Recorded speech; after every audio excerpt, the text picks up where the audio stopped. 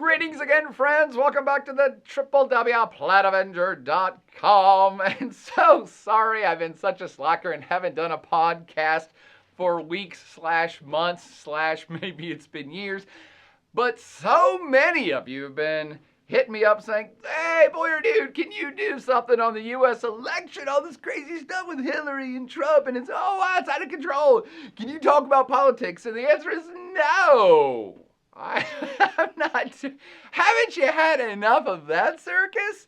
Plus, I try to stay away from domestic politics whenever I can because I'm all about focusing on the globe and teaching about stuff going on around the world. Having said that, the rise of the Donald Trump phenomenon actually is symptomatic of something that is happening globally.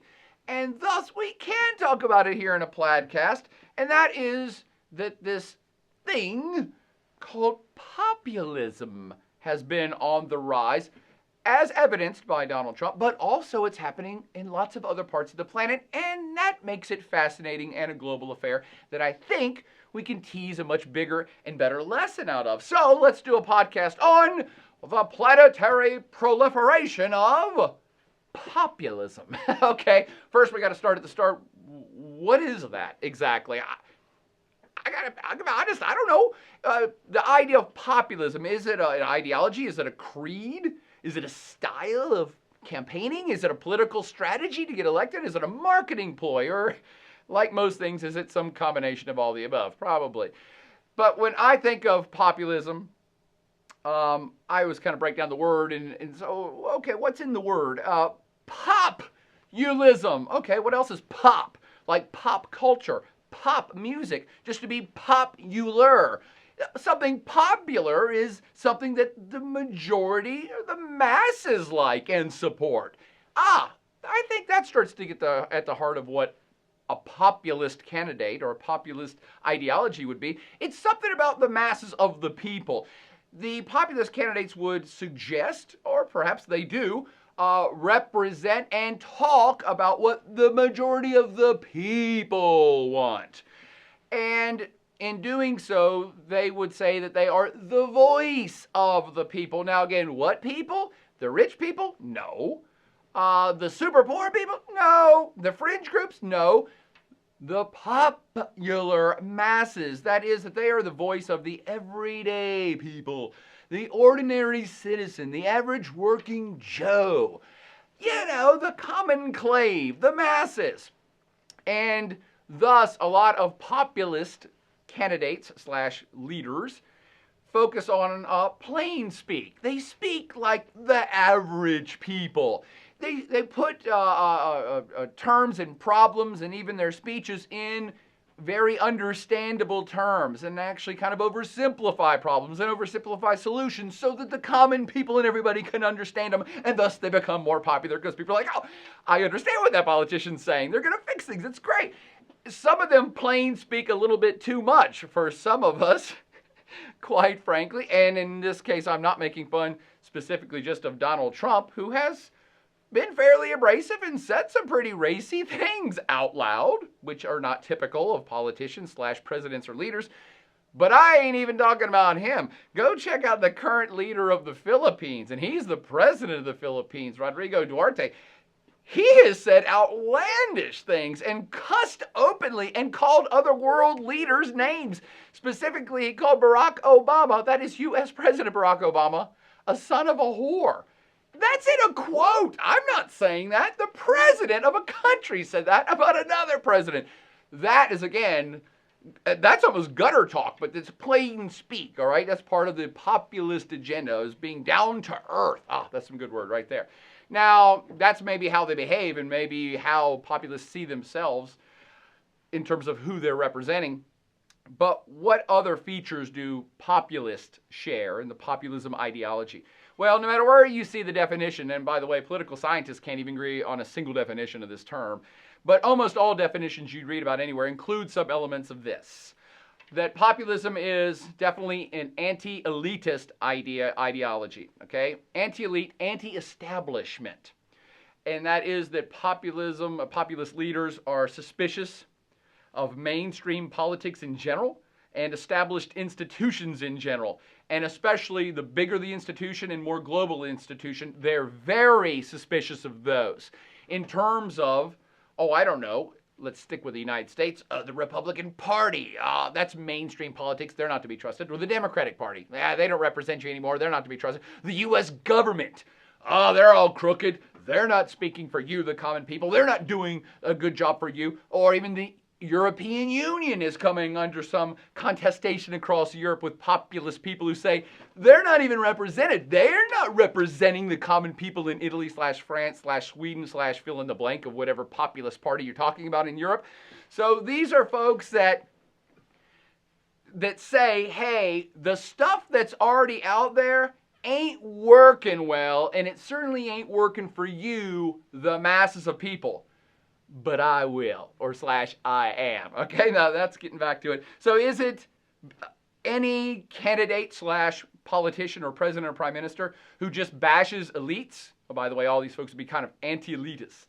The corporations are out to get you. The government's out to get you. All of them are crooked and they're out to get you. So is a populist anyone who just bashes the elites and champions the interest of the common people? Well, in that case, I'm a populist. It's partly that. But populism takes it a few steps further, and we'll get to that in just a moment. But before I go any further, I want to give you a quick historical breakdown of populism, specifically in the United States, because mostly while you're watching this is you're interested in what I'm going to say about Donald Trump, or about what I'm going to say about the U.S. elections. And I'm not really going to say that much about the elections, but I will talk about Trump because he is a populist. And I want you to understand first and foremost that populism, this idea, or whatever it is not simply a right-wing thing. And Donald Trump ain't the first one to do it. He ain't even the first one in America to do it. He ain't even the 10th one in America to do it. He ain't even the 20th one. But let me back it up. It's not just a right-wing thing, because there's also left-wing expressions of populism. Because again, we're talking about representing the people in an anti-establishment, anti-elitist way. All right, so let me break it down for you as quickly as I can in terms of how do you have a leftist expression of populism and how is that different from a rightist, conservative expression of populism. Okay, here we go. We'll start with the liberal left, and to keep it topical for the U.S. election, there was a leftist populist running. His name was Bernie Sanders. You remember that dude? He probably would have called himself a populist, and even if he wouldn't, most of us did. So what is it that he was doing to speak for the people? Well, in general, a left-leaning populist would direct their ire / anger / angst about what's happening in their country exclusively upwards, meaning that they would say, yes, the common people are getting screwed, and it's the corporate elites that have a rigged game, and they're making all the money and screwing all you people over. And that's an argument that everybody in America, not everybody, but most people be like, yeah. But also, it's the elites that are getting you in the corporations, but also the crappy government. They're not representing you either because they're all in cahoots with the corporations. So it's all a fixed game. And all you middle class folks and poorer than that, you're all screwed. The government ain't representing you anymore. It's fixed, okay? In that sense, the left-leaning populist would be pro-labor, pro-working class, pro-people, pro-labor, anti-monopoly, anti-corporate, and in this case, even kind of anti-government. The government is too crooked. It's time for a big change. We got to throw out the old, throw it all out, and redo it, okay? Does that ring any bells for you Bernie Sanders fans? The populist from the left would critique mainstream left-wing parties as too market-oriented and too accommodating of big business. So the reason that Bernie had appeal in the U.S. was because he was a populist who was saying the game's all rigged, and the Democratic Party is an institution that's not doing nothing for you either.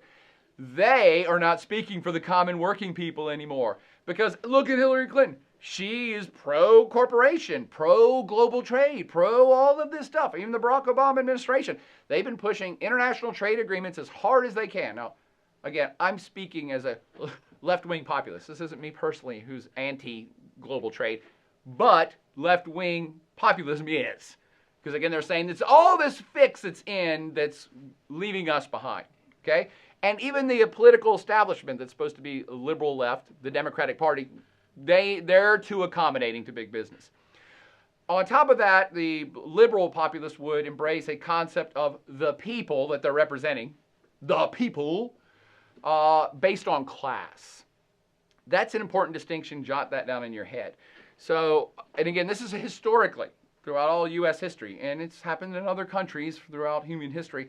But the left-leaners would say, hey, we're getting screwed. We need to rally the masses based on classes. So us down here need to overthrow the top end of the system or radically change it.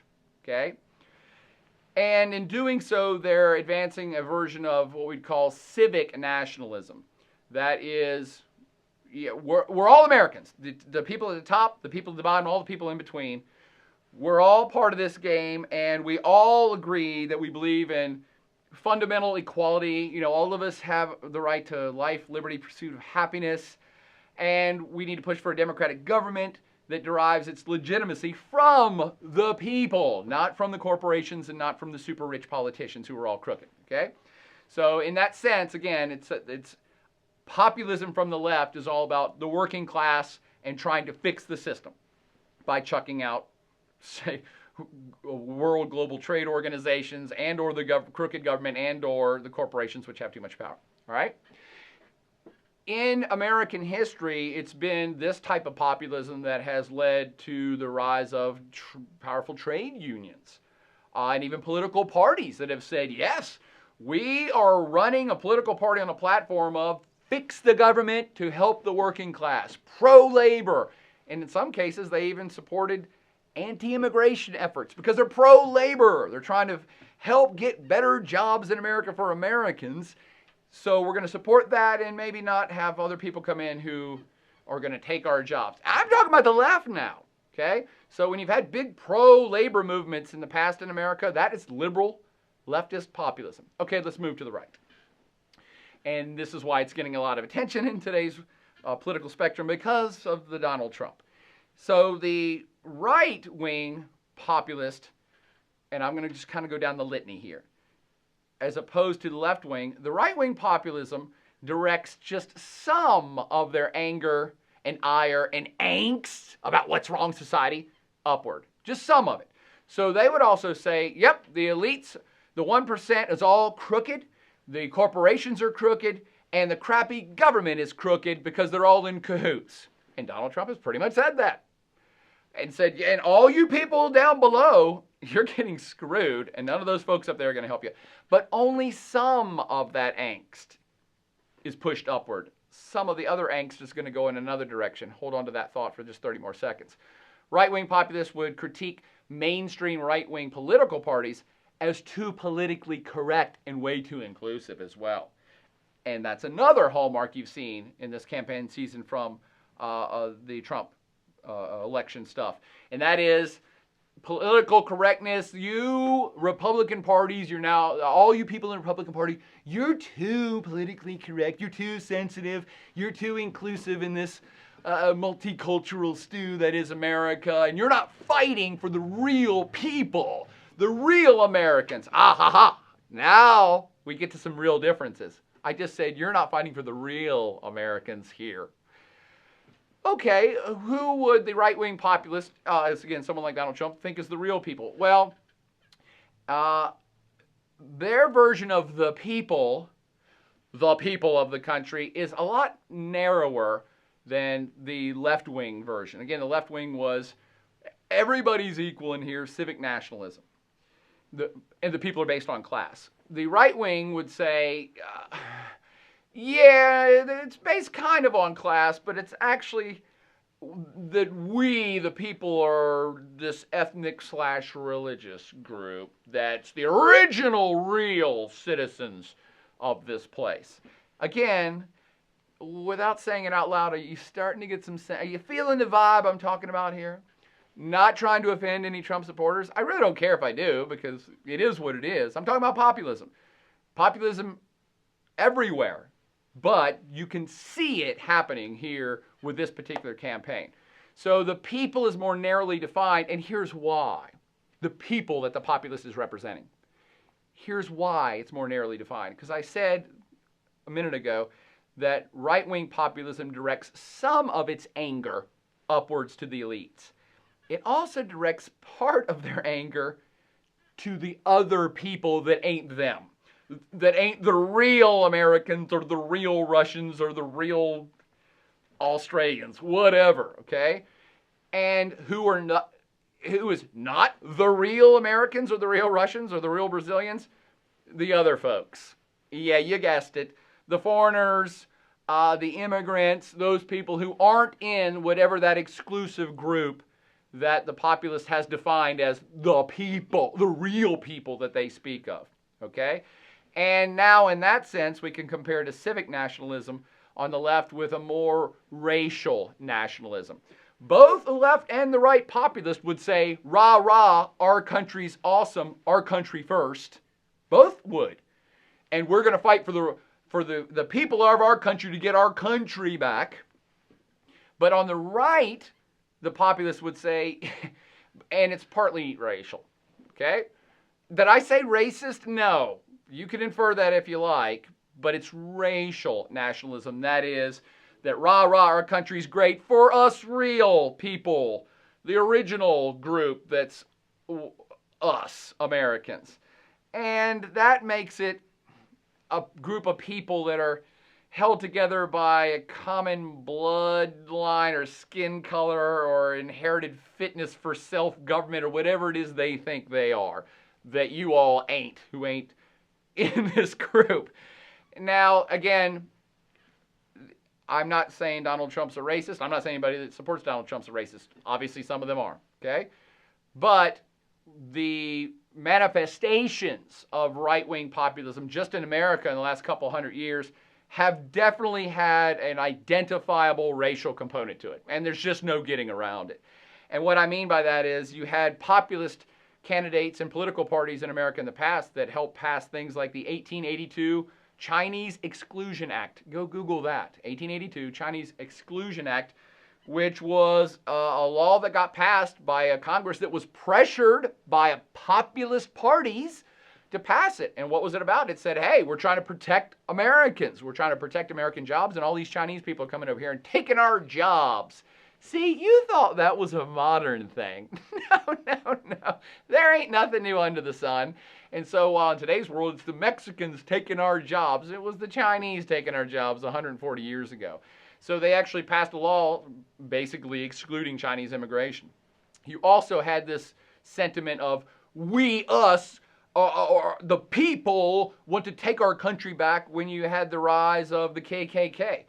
Both post-Civil War, but an even more virulent strand that cropped up in the 1920s, who saw their America changing and they didn't like what they saw, and so they formed political parties. And the KKK was some kind of party, but it also had a political arm, and they were saying, we want to save our country for us, the real peoples of this country. You also had that same sentiment in World War II when you had the U.S. create Japanese internment camps for citizens that were Japanese descent citizens of the United States. But people said, oh, the foreigners, they're not real Americans. Put them over here or get them out of here or do something bad to them. So this is a strand. Populism from the right and the left has manifested itself many times in American history. This is, again, not a new phenomenon. What is different about populism in America and the world that separates people who are just anti-elite or think that maybe corporations have gone too far, which I would count myself amongst that group, but the real hardcore populists take it a step further. And the populists that are running for office that get a lot of attention, again, back to Donald Trump, or maybe Bernie Sanders as well, is that they would suggest that they, and only they, represent the people. I'll put a lot of stuff in quotes in this talk. They would say, I know the people, I speak the people's language, and only I know what the people want, and only I have the solutions the people need. Now, what that does, is suggest for right off the get-go, when you say only I represent the people, you're suggesting that everyone else is illegitimate. All the other candidates, anybody who's currently in office, in a representative democracy, everybody else must be illegitimate because you're saying only I know. Only I represent these folks.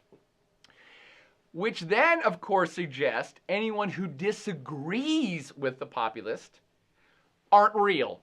They aren't real, and they are not representing the peeps, and you're unpatriotic. I represent the majority, and if you disagree with what I say, then you're anti-American or anti-Brazilian or anti-Russian, and you're unpatriotic. Treasonous even, perhaps. And, of course, anyone who disagrees with them strongly enough definitely is a traitor, is treasonous, and perhaps an enemy of the state. Now, I'm not saying this about Donald Trump. This is Vladimir Putin's Russia now. You speak out a little bit too much, enemy of the state. You can't criticize the man at the top, enemy of the state. So it starts to get into dangerous territory, this populism thing. Now, populists will also, especially when they're running for office or trying to gain power, define and wildly overestimate this huge gap between the government and the people. They will exacerbate this feeling that the government doesn't represent you and they're all crooked and they're all working against you and whatever. Is that true in some cases? Sure. The government's been gridlocked for years here in America. But a populist candidate would say, oh, it's horrible. The world's getting ready to end. Oh my gosh. Everything is terrible. The economy's terrible. Society's terrible. Everything is terrible. And thus, if everything's so terrible, when you frame things in extreme scenarios, you then set it up that it can only be fixed with extreme solutions. And extreme solutions that only you, the populace, can provide. Because, again, because you speak for the people, and you're the only legitimate voice, and everybody else is illegitimate. And it's all terrible and crazy and horrible, and got to throw it all out. Only I can fix this. Again, is some of this starting to sound familiar? Now, let's jump to why. That's kind of what it is and how it's manifesting itself in America. Why is this happening? Well, why is it happening right now? Again, it's happened in the past. It comes and goes. It kind of bubbles up, then things get better, I guess, or worse, and it kind of goes away, then bubbles back up again. Well, that it must crop up sporadically for reasons. And those reasons are in response to real grievances. And this is why even you Trump haters have to at least recognize that his rise, and this populist rise in America, is in response to some real bad stuff that's really bothering a whole lot of people. Did I say all the people? No. Did I say a majority of the people? No, but it's 30, 40, 50, 60, 70% of the people have real grievances that are not being met or fixed by the current government or the current system or the current society. Okay? What types of things, perhaps? An economic system that favors the rich too much. And BTW, let me back up. I'm talking about populism around the globe. Political gridlock anywhere around the globe, you start to see a rise in populist sentiment. Economic systems that favor the rich too much. And why do I say too much? Because economic systems always favor the rich. But when it becomes way too lopsided, then you have more and more and more people disenfranchised and getting poorer and poorer and poorer who are getting more and more and more pissed off. So also the fear of losing jobs to immigrants. Common theme everywhere, not just America. Politicians who are too self-serving, who only care about their next re-election, only care about money, or only are in cahoots with the corporations. Citizens who start to feel more and more ignored or patronized by those politicians they put in office. And kind of all of these things put together lead into widening inequality within a society. The rich are getting richer and too many people are getting poor or stagnant wages for too long. Again, disparities increasing, and a populist magnifies that, okay? And says, yeah, look, we all recognize this gap. It's this big. It's actually this big. We need to fix it, okay? So there are real grievances in the United States and Russia and the Philippines that the gap has gotten big enough that enough people are like, let's do something radical, okay? What is happening globally that feeds into populism in these different countries where it's popping up, and including America right now? The same widening inequality that I just referenced. even in the rich countries. And that is certainly part of the process here in America 2016. You've had stagnant wages for the middle class. Everybody now recognizes, economists, politicians, everybody recognizes the middle class and the poor class of America has not seen real wage increases since like the 1970s. Meanwhile, the people that are on Wall Street and run corporations all make trillions and billions and trillions and billions of dollars. So the rich have gotten way, way, way rich, and everybody else is just kind of hanging out.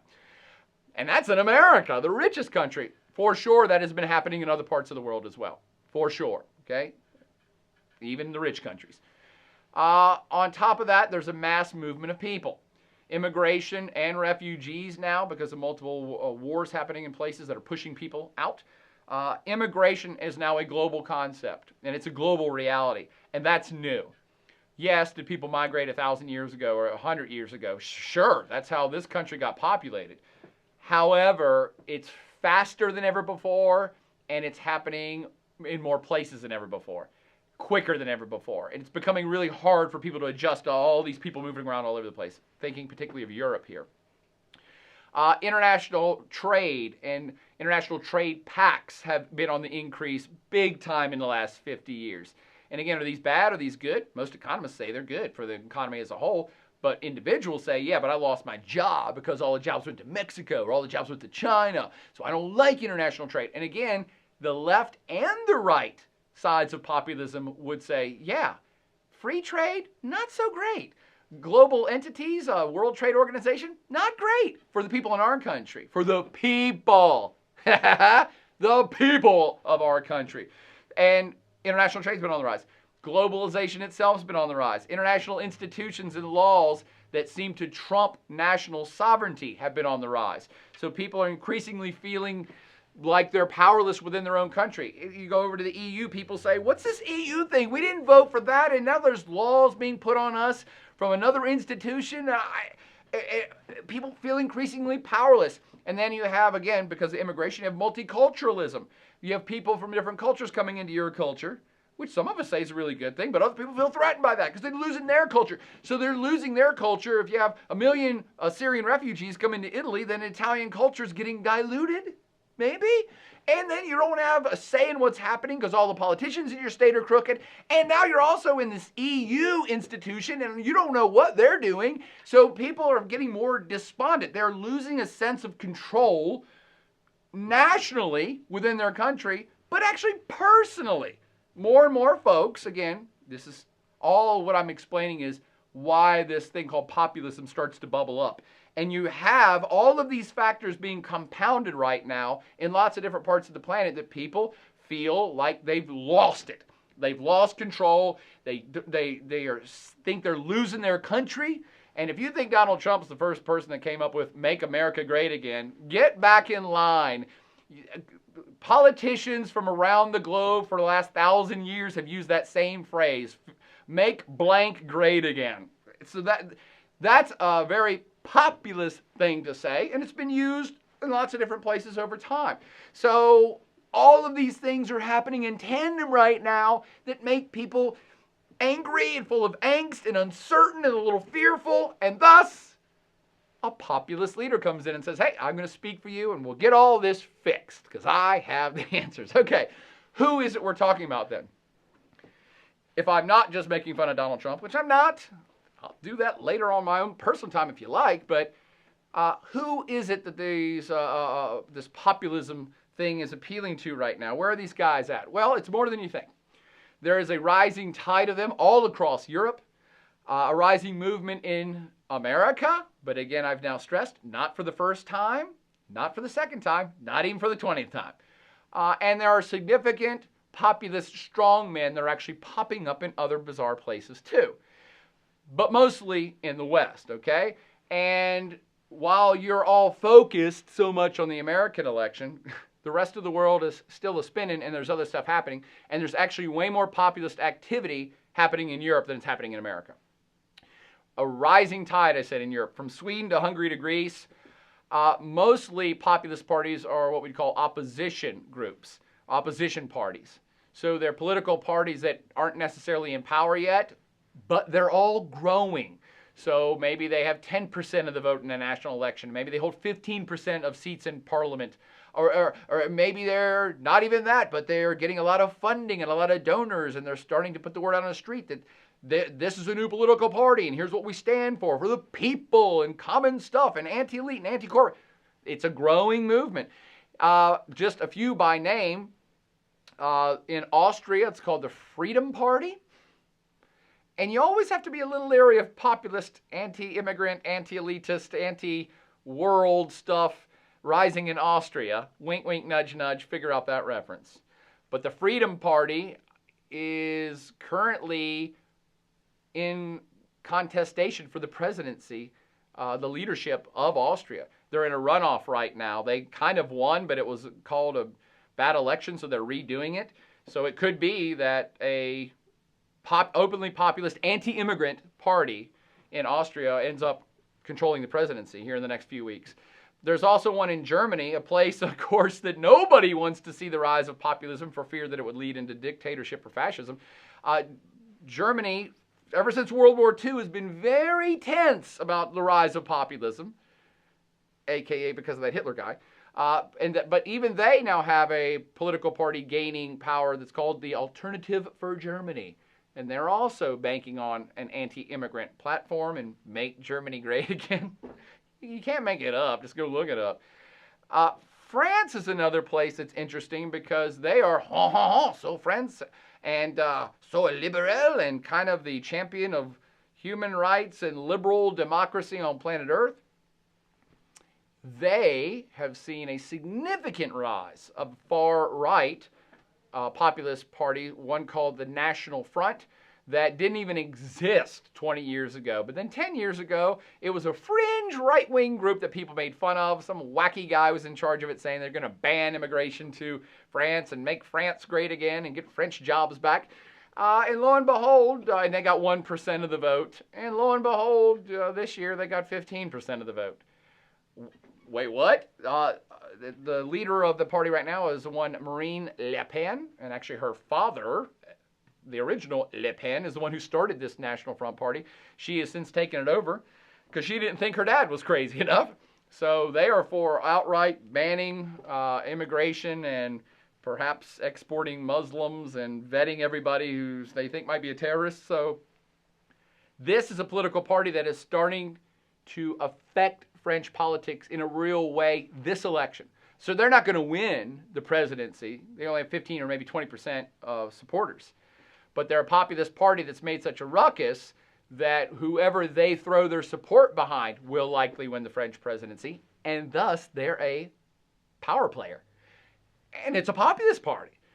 Other examples across Europe include Great Britain. If you heard about that Brexit thing they did in the summer where they voted to get out of the EU. Oh, why would they do that? Are they anti-immigrant? They didn't want the free movement of people anymore. But they were it's more of an anti-EU thing. Oh, there's all this the elites, this superstructure that doesn't speak for us, the British people. So we're going to have a vote to kick them out, to get us out of the EU. And that's exactly what happened. And that was led by one Nigel Farage and Boris Johnson, who were, again, openly populist, saying we're speaking for the working class people. We're going to make Britain great again, I guess. And we're going to get out of the EU and do our own thing and protect our jobs and protect our borders. Again, you're starting to see a common theme. Even in Hungary right now, the Hungarian prime minister has came to power on a populist platform of we're building fences. We don't want all these immigrants from Syria, so we're going to build fences. And the EU said, no, dude, you can't do that. You're part of the EU. We have rules. And he came to power because he said, how about I say, up yours, EU, we're going to do whatever we want to, and we're going to build fences, and we are starting to build the fences, and he's gained in popularity ever since. So it's not an isolated incident. It's happening all over Europe. However, there are exceptions. All the ones I've mentioned so far are more right-wing. Okay, again, a sense of we want to have France for the French again. We want to make German for the Germans again. There is an exception. There's a left-wing one in Greece. Greek Prime Minister Alexis Tsipras of the Syriza political party, and they're a left-wing populist party. And if you know anything about what's happening in Greece, you know they've been going broke, and that the EU has been saying, hey, you need to pay back your bills and you need to restructure your whole government according to the way we want you to so you can pay back all the money you owe. And the Syriza party came into power by saying, up yours, no. Anti-EU, anti-elitist, anti-banks, no. We're going to stick up for the people of Greece. And they won the last election, and now the Greek prime minister is of what would have been considered a fringe party 10 years ago. Populist party looking out for the people. Speaking the people's voice in Greece. But all the other ones I talked about are more right-wing and definitely have an ethnic, nationalist, racial element to it as well. So, most of these are the right-wing variety, and that is a growing theme for Europe. Anybody who's taken my class in the last 10 or 20 years know that I've been talking about this rise of the right and certainly rise of populism across Europe because of the economic recession and economic stagnation across Europe combined with mass immigration. Mass immigration from sub-Saharan Africa, mass migration from North Africa and the Middle East, mass migration now because of the Syrian civil war and the Libyan chaos and the Libyan civil war. So Europe has been inundated with hundreds of thousands of immigrants just in the last couple years, and it's basically putting a strain on the population of the people there. You get to a point where you kind of understand it. You know, the super liberal left would make fun of right-wing populism and say, all those people are all racist. But at a certain point, you look at it and say, their society's under strain. Things are happening very fast and people are losing a sense of control and a sense of their own culture and a sense of the world around them because things are unfolding so fast. So that is what's happening in Europe. We've already talked about the Americans, so let's get to some of the other really big crazy names in this populist posse. The Americans we've talked about. Did you feel the burn with Bernie Sanders, or are you going to get Trump with Trump? These are both folks that we would put in the populist camp for all the reasons that I've now talked about, specifically for America. But they're not alone. I do want to reference back to Rodrigo Duterte. Woo! One of the more radical leaders I've ever seen take office in my lifetime, and I've been around for almost 50 years. He's been in office since June, and this is a guy who's the president of the Philippines. Never in my life have I paid much attention to the president of the Philippines. Sorry, my Filipino friends. I love the Philippines. I love Filipino culture. There's lots of Filipinos here in America. They're awesome. But I've never really thought about teaching folks about who the president of the Philippines was. Didn't seem like it affected that much. Holy cow, now it does. This guy is a full-on populist, but he's also changing relationships and making a big splash over in the Pacific, and it's affecting all major powers, especially the United States. So who is this guy? Well, you might have heard about him in the news in the last few months since he's taken office because he came to power as a populist who said, I'm going to clean up the Philippines. I'm going to clean up corruption in the government. The government's all crooked. The police aren't doing their work effectively. And drugs. Drugs are bad. Drugs are bad, kid. So we need to get rid of drugs. And I am going to come in here and fix everything because, again, everything's terrible. I speak for the people. I have the solutions. I'm going to fix everything. And he kind of has. It's scary, but he kind of has. So he said drugs are bad. It's part of the corruption problem and crime problem in the Philippines. So if you elect me, I'm going to kill them all. I'm going to kill them all. That's a radical solution. Okay, that's a radical solution to a societal problem. And he's kind of done it. So since he's taken office in June, there's been, I think it's going on 3,000 extrajudicial killings have occurred. Who knows how many hundreds of people or thousands of people have been arrested, but they are literally going in with a bulldozer and just wrecking the drug culture of the Philippines. Again, that's not necessarily a bad thing. What's problematic about it is, I said, it's extrajudicial killings, which means he, as the president of the country, has given the full authority to all police everywhere in the Philippines to wink, wink, nudge, nudge, just get the job done. We're not going to worry about arresting people too much. It's too much trouble to arrest people and charge them and have to go to court. That takes too long. So if you end up busting a meth lab and you kill everybody in the room, that's okay. They were drug dealers. Again, a lot of people around the world, maybe even some of you in America, are like, yeah, bring it. That's what we should do. Some of us are like, that's a little problematic. Some of us are kind of law and order folks that believe in a trial and all that stuff, lest you accidentally were just in the room where the meth lab was delivering pizza and you got killed. So there are issues, but certainly his popularity has not gone down because of it. In fact, his popularity has gone up. He has 85% approval ratings. It's crazy. Filipinos love him.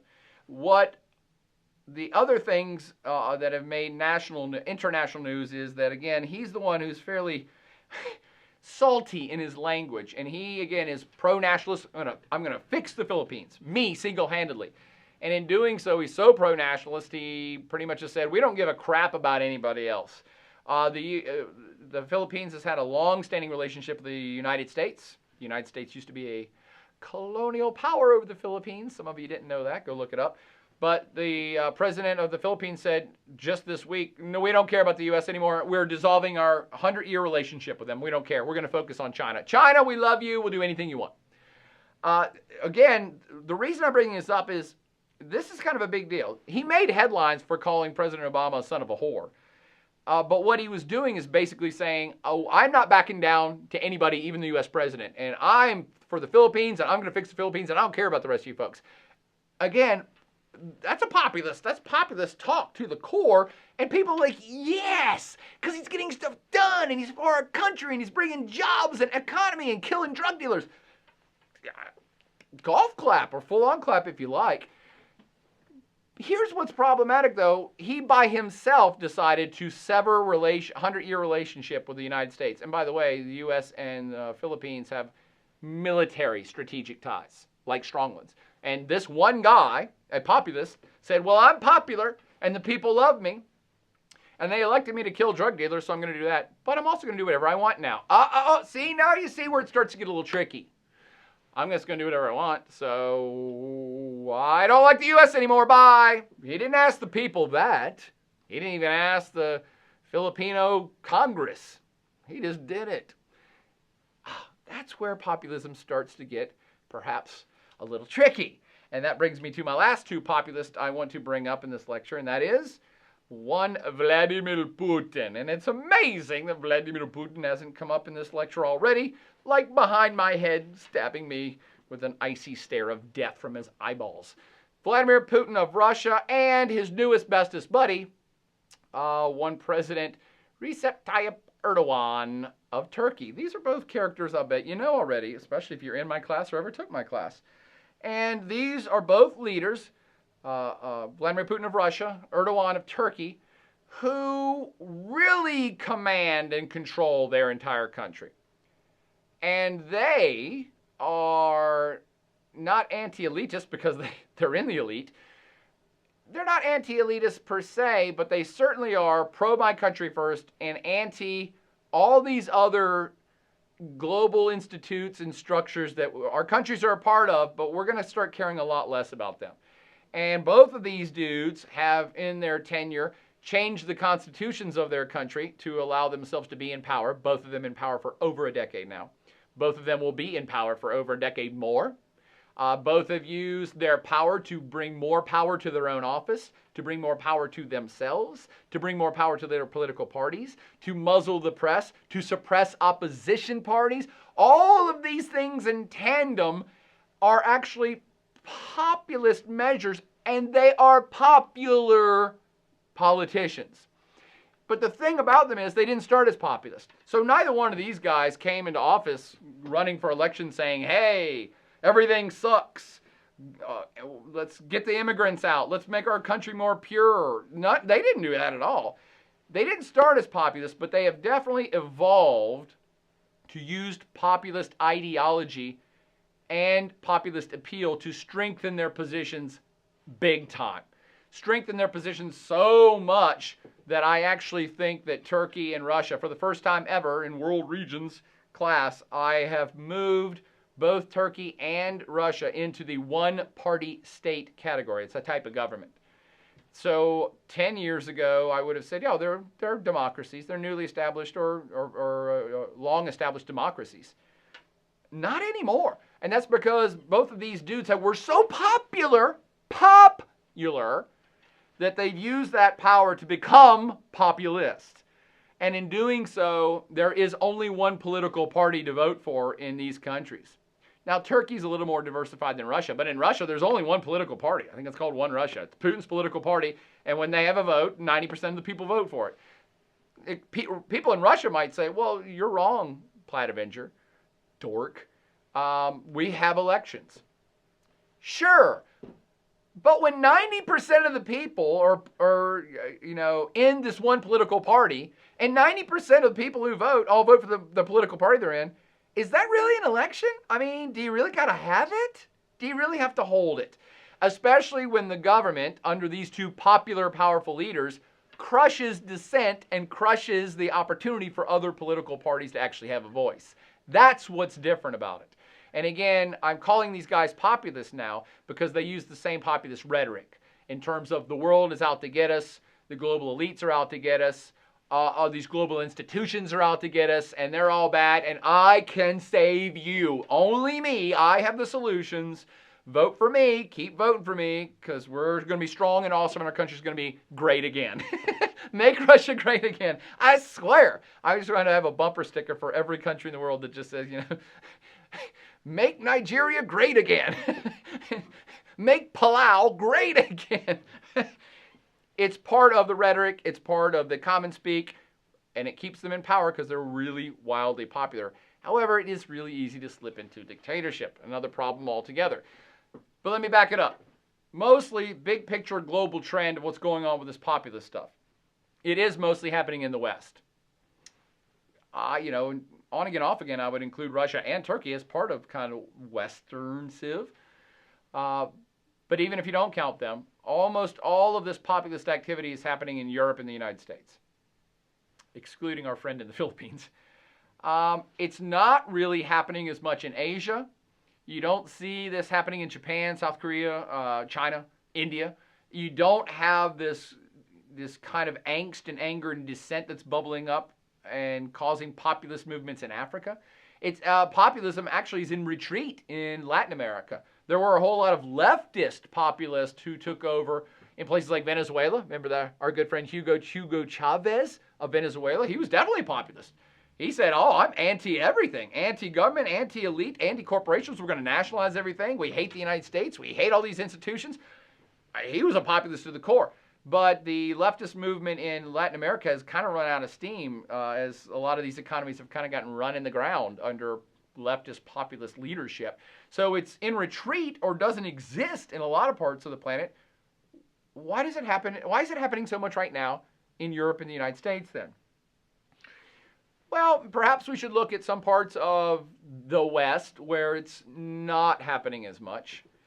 And those would be places that have more effectively integrated immigrants, integrated foreigners, have worked better at integration, and or have done better with morphing the jobs market and training their folks to be able to get better jobs or create better economic opportunities in their countries, and or places that have just been better at quelling cultural fear or public anxiety about what's going on in the world. Again, a lot of this angst is about change, and it's easy to look at immigrants and saying, all these other people are coming here, and it's change. It's obvious. It's obvious I can see that there are other people here that don't look like me and bringing cultures that aren't like our culture.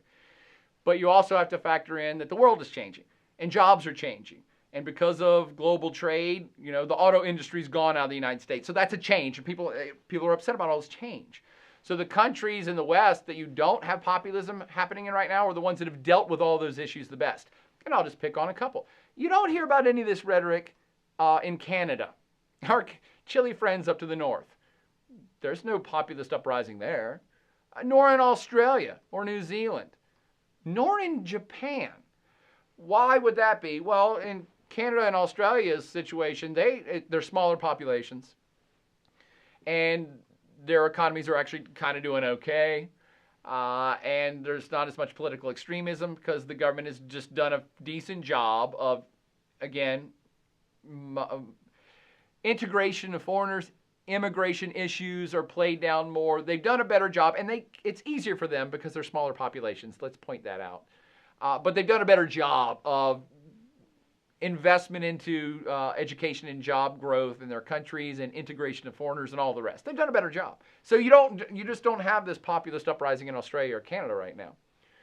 Are there people in Australia and Canada who hate immigrants and want to make their country great again? I'm sure, but they're a small minority, the 1 or 2 or 3%, not 40 or 50 or 60 like you're seeing in America or in Hungary or in Austria. I said Japan too. Japan's economy actually is not great. They're rich, but it's been stagnant for decades. And you don't have any populist uprising there. There's no economic dislocation. Wealth disparity is actually growing, but it's not a great cause for concern. There's nobody out on the march. There's no big pro-labor rallies. There's no make Japan great again. Why is that? Japan doesn't have immigration. They don't have this, again, I call it public angst, public anxiety that they're losing jobs and or losing their culture and or losing their country, whatever that means to different people around the planet. Japan just doesn't have it. So they economically are not even in that great a position, but they don't have any of the other stuff. So different parts of the West are not having populism because they're doing okay in one or more of these categories. The places where the government is failing in all these categories is where you're seeing this stuff pop up. America, Austria, Great Britain, France. And the newest trend of this phenomena that I do want you to be aware of as well is that the whole thing about this being class-based, it's getting harder and harder to see that, again, from left-wing populism, that, the middle class is being attacked, so we all need to stick together and overthrow the system.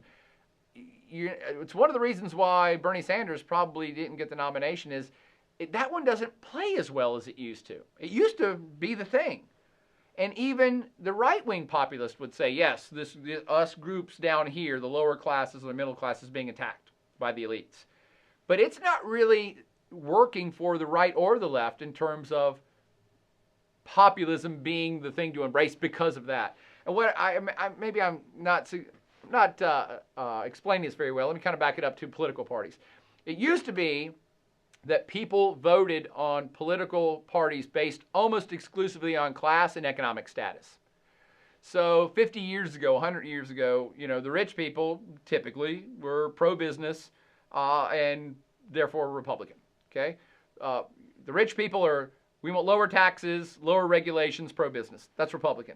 The poorer people, middle class, poor people would be like, oh no, we want more equality, more opportunity, more social benefits like welfare. We're pro-liberal, the Democratic Party. And you could kind of see, yes, the Democratic Party, most people down here would vote Democratic, most people up here would vote Republican. That actually has disappeared almost entirely in America now. This is why it's so confusing to so many of you, myself included, but I should say so many of us, because that's the way it's always been. So middle class votes Democratic, the upper class votes Republican. That's just gone. It doesn't play anymore. And one of the reasons you've seen the rise of Donald Trump is because he has seen that rift that others have failed to recognize. Maybe he didn't do it consciously, all right? But what the rift I'm talking about is that economic status is no longer a very good indicator of voting preference. And you can't get people to rally around a populist party simply based on class and based on economic status. Not here in America, and increasingly not in Europe. So what is it that the successful populists are using to rally people? Social issues. And maybe merely me saying that out loud helps you understand U.S. politics a lot more. Because a lot of people would say, why would poor people vote for Republicans? They're pro-big business. Why would Democrats perhaps vote for Donald Trump? Because he doesn't vote for, Mitt Romney because he's on the other political part. Why would working class vote? Because that's not what is important anymore. Not as important. Social issues have come to dominate voting preference. Meaning social issues like same-sex marriage, gay rights, how you feel about the environment, how you feel about abortion, how you feel about religion, how you feel about religion in school, how you feel about immigration. These are all social issues. And depending on how you think about those things is how you're starting to see the camps being teased apart in American politics and European politics. it's a much more accurate guide into how people are going to vote. And just to make it very simplistic, if you're kind of pro-religion, maybe anti-gay rights and anti-equality, and don't care as much about the environment, and really don't like immigration, you're probably, if you believe in one of those things, you probably believe in all of those things, right? And you're going to vote one way. And if you're more liberal, you say, yes, I think equality, same-sex marriage is good, and I care about the environment, and I think people should get an abortion if they want, and I'm not worried about immigration. You're over on the other side, and you're going to vote that way. And that is the way that things have been teased out in American politics increasingly just in the last few decades. The political parties in Europe and America, they just haven't gotten it yet, but they're starting to because of the rise of populism. So populism has come in, has intervened where these two political parties, left versus right, and it doesn't matter if you're in America or France or Germany, left versus right, the two political parties for decades have said, well, it's all about your economic status, so we're just going to pander to the rich or we're going to pander to the poor depending on my political office, political party. And that just doesn't matter anymore, and they haven't got it. The populists have come in and say, we get it, so we're going to say the things that people want to hear whether they're rich or poor. If you don't like immigration, don't matter if you're rich or poor, okay? That's not necessarily based on class or economic status, right? If you're pro-gay rights or anti-gay rights, that's not necessarily based on how rich or poor you are, is it? Is it? So the populists have come in and said, that's the group I'm looking for. And while the regular political parties are off talking about stuff that nobody cares about anymore, oh, we're going to create jobs, we're going to lower taxes. Does anybody really think that's going to happen? Your taxes are going to get lowered no matter who gets elected in any country? That's what the old political parties talked about. These new populists are saying, whatever.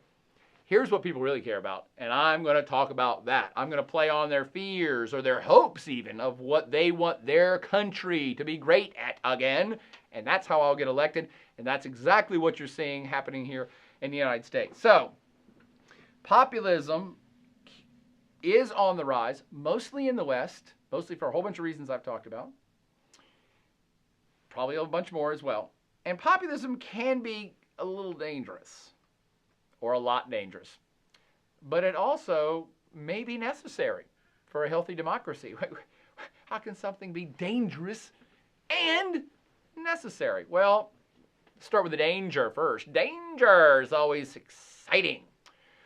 The danger of populism and rabidly populist folks getting in charge of countries is that populism is often used by racist and would-be authoritarians who exploit the appeal in order to get into power.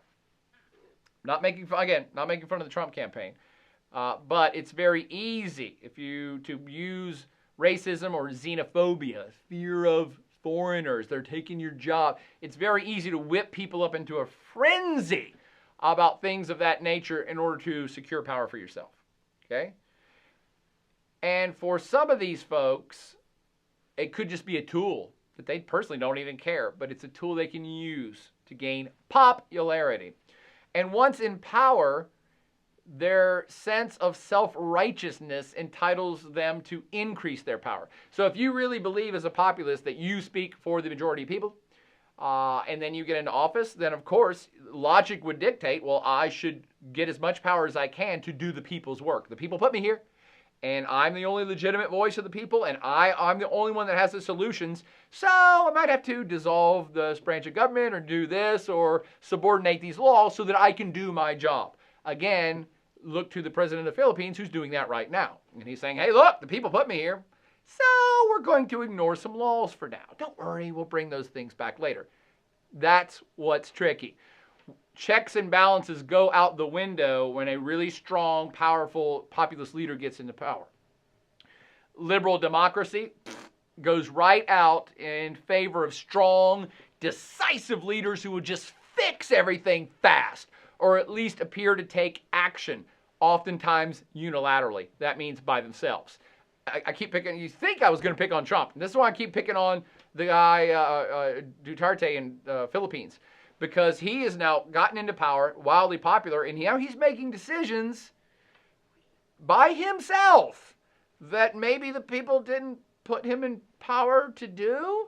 And he's fixing things. And do you think innocent people have been killed in this war on drugs in the Philippines? Certainly they have, but they don't get a voice. So once you eliminate the checks and balances because you like what the guy's doing, and his popularity is increased because he is seen as a figure that's, he's getting stuff done.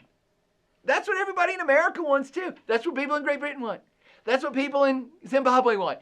Somebody's going to get stuff done. And that's all fine and dandy, except to do that, you have to kind of chuck out the rules for a bit, if not permanently. The other danger of these characters is that the more power they gain to their positions and to themselves, the more any attempt to check their power is considered treason. And this is where it gets kind of really scary. And now I'm looking at Vladimir Putin and Recep Erdogan in Turkey. These are folks that, if a newspaper article of a journalist writes a critique of the president, or an investigative journalist uncovers something shady that Vladimir Putin is doing, they have to fear for their life, and they are labeled as traitor and treasonous, and lots of reporters in both of these countries have been killed. And that's when things, again, you start to turn the corner of, are they dictators now? Because that doesn't look like a democracy anymore if everything that you say about the government at all is treason, unless you're patting them on the back. That's not democracy. That's the opposite of democracy. As I suggested in the Philippines, extrajudicial activity, extrajudicial killing, that stuff can spiral out of control. Because when you say pretty much open season on all drug dealers, kill them if you want, you have vigilantes who are out killing people. And sometimes they're killing people who ain't drug dealers. And, what if I didn't like my neighbor. I've hated my neighbor my whole life. The guy who lives in an apartment next to me, I hate him. If I was in the Philippines right now, I'd go over there and put a cap in his ass and sprinkle crack on him. Be like, yup, drug dealer. You just got away with murder. So civil society can become very uncivil very quickly when you have these extreme solutions that populists want to implement and implement quickly. In these scenarios, minorities don't fare well, especially, again, in the more right-wing versions of populism that we're going to save our country for our people. Minorities don't fare well. Neither do immigrants. They don't fare well. Things can get very treacherous for minority groups. And actually things can get treacherous for the 20 or 30 or 40 or 49% of the people who didn't vote for that populist politician, who say, hey, wait a minute, I didn't really want this guy to begin with, and now he has all this power, and he's accruing more power. And now he's making decisions that have nothing to do with the stuff he talked about in his campaign. That's where you're like, oh, what happened to that democracy thing? Here's what happened to that democracy thing. The people in charge of the democracy didn't get it right for too long, and that's why people started to put populist leaders in charge. So I said populism can be dangerous, and it can, but it may be necessary. And that is that one probably has to expect that if the folks in charge don't do a good job for long enough, that enough people are going to be pissed off to either have a revolution or to do something like put a populist candidate in charge who says, I'm going to clean house. I'm going to throw everything out and fix everything with radical solutions. So it's like it's a shock to a system that may be broken or may be just too dysfunctional for too long. And that happens in democracies. They get gridlocked a lot. It's part of the process. But if it happens too long and too many people are left behind or too offended or too anxious, then you got issues on your hands, namely populism. However, there may be no more powerful way to demand that the political elites live up to their ideas and stuff they talked about during their political campaigns about equality or jobs or democratic rule, all the stuff that they pay lip service to in the run-up to their elections that they're never held accountable for once they're in office. The rise of populism is a, bam, hip check to all those folks that says, wake up, You better get back on track and start doing what the people put you in power to do. Otherwise, a Donald Trump or Vladimir Putin or Rodrigo Duterte may be heading your way soon. How's about that? Did you learn anything about populism in the world and how it is not just a modern phenomenon in the United States and how it's not a modern phenomenon anywhere in the world? Part and parcel for political systems and perhaps a dangerous but healthy shock that democracies need to go through every now and again. Hope that helped. If you have any questions or comments or concerns or would like to see a podcast about something else, please hit me up anytime here at theflightofadventure.com. I think we actually need to go to the Philippines next to talk about the Duterte guy because he's making a real political shift to Asia and away from America that is interesting in our days. But for now, party on, my friends.